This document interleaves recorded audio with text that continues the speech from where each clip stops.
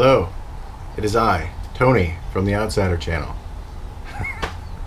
I'm coming to you guys a little bit different today. I'm off the trail. It's about 6 months since I've had the YT Jeffsy CF Pro 2018, and I figured at this point it was time to do a little bit of a bike check / review, because since I've started the channel I've gotten so many questions about this bike. Pretty much, I think, because it's not in shops, which is something that I'll talk about in a second. But yeah, there's a lot of unanswered questions with the YT Jeffsys and pretty much the line, because you don't have a local bike shop to go to and kind of test it out and to nitpick their brain about the specifics or their experiences on it, which is why it's kind of a gamble to pick up a YT in general. I mean, it's a gamble. But before I get into that, I want to dig into a little bit more about what I'm talking about when I say a little bit of the buyer's guilt, because let me just stop a second. Did I introduce you guys to my colleague yet? This is Pupper Pip. He is not very interested in this review, but he's here for moral support. So, digging in a little bit more on the bike shop element, I had a little bit of buyer's guilt. I had definitely felt like I was like doing something wrong, you know what I mean? Like, we were buying direct. There's one of the elements is you don't get to demo the bike, you don't get to ask questions about it, you got to do your research online, but there's not a lot of like reviews or videos on this thing. It's brand new and it's kind of a new company, so there's not a backlog of details you can really dig into. What I found when I looked into it is that the components that come with this bike for the price, pretty much unbeatable. I feel like if this bike was in a bike shop, it'd probably be $2 to $3 grand more. I paid with the pedals and the bike and the water cage out the door probably $4,400 with tax. I was lucky enough to have a headquarters in San Clemente here in Southern California. Didn't have to pay for shipping. They were cool enough for me to come down and pick up the box.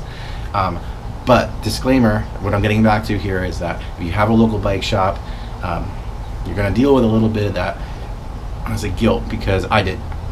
So what I found is I came to terms with it when I actually bought it, and I went into the bike shop in the first few weeks and I kind of talked to the owner and just kind of like let him know I was sorry, kind of like, hey, I couldn't beat the price.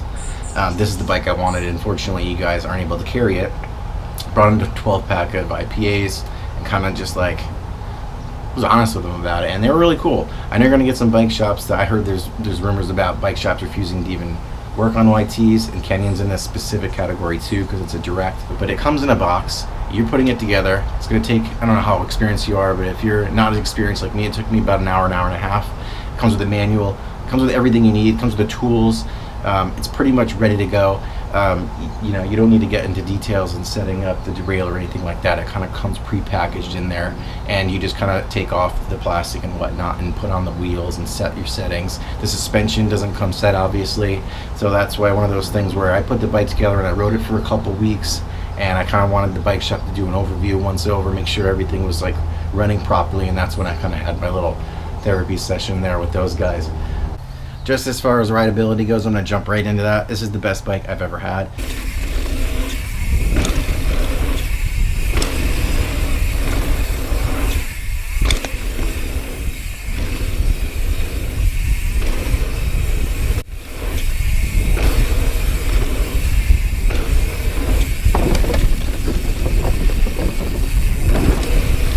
Back to the rideability, and one more disclaimer.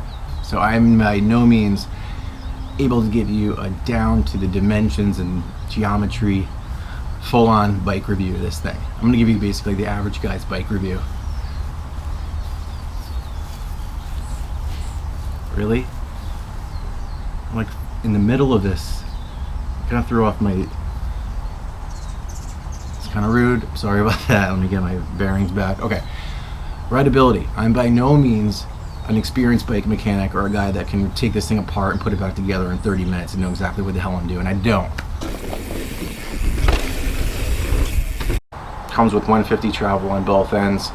Thinking about doing the Fox 36 fork in the front, but I'm not sure if I need it right now. I kind of like the bike. This is a huge upgrade for me. I take this thing to the bike park. I'm up in Snow Summit here in Big Bear. I'm up at Sky Park Bike Park in Sky Forest in the summer months right now, riding this thing, and it kills. I have no complaints over the way this thing handles. The climbs are a beast. Downhills, it takes corners like nothing else. And you know, maybe you get someone with you know, billions of bikes backlog to compare this thing to, but I have no complaints over this purchase right now. A couple minor things. I switched out tires that came with, the TRSs, were super knobby and kind of slow and soft. So after about a month, I switched over to what I want to call the California Classic Combo, which is the Maxxis Aggressor in the back and the Maxxis Mini and DHF in the front. Talking about tires, I opted for the 27 model. I heard the 29 is amazing if you're a 29er guy. It rides like a nimble 27, but hey, I'm 5'8". I've never really gotten into the 29er world of things. I rode one once, felt a little odd to me, so going back to demoing bikes in the bike shop, I didn't have a lot to go to as far as like gambling and taking the 29er, moving it up a notch. I stuck with the 27. I like the nimbleness. I like the way it takes corners. I've got no complaints. If you're a 29er guy, go with the 29 version of this thing. I'm getting nitpicky here. This is the only cage it's gonna fit on the Jeffsy. You can buy it from YT. It's 50 bucks. You get this and 2 water bottles. Kind of pricey, but I'm glad I bought it. The complaint about it is that it's so small. I mean, there's not much that's gonna fit right here. So you could take it to a bike park. You're gonna get a refill on every run. You're not gonna be able to go on long rides without a hydration pack. It's just not enough, and you can't put enough in there. It comes with the flip chip, low and high profile. Put it in the low. You don't really have a reason to put it in the high. I mean, depending on what your style is. If you're a cross country guy, keep it in high. I put it in low and I have no complaints. I have no reason to switch it out. Like I said, I'm about 5-6 months in. I'll do another one at a year. If you have questions, leave them in the comments below. I'm definitely not doing a detailed review here, so there's going to be some questions that you guys have before you buy this thing. Happy to answer every question. I'll leave a link to this actual bike in the description as well. I'll also leave you guys with a quick component rundown from the top. Carbon frame. It comes in 2 colors, chalk white and blood red, which is mine. The crankset is race face. The rear derailleur is a Shimano XTR. The cassette is an E13 TRS Plus, which I find really great on the climbs. It's comparable to the Eagle. Supposedly this has a little bit more in it. Fox 34 Float Performance Elite, and for the shock, Fox Float DPS Performance Elite.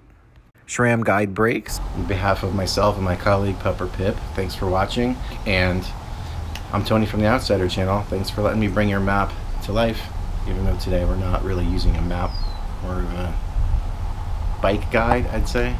Oh, and if you guys like the vid, make sure to like it, subscribe, stick around, because more videos coming every week.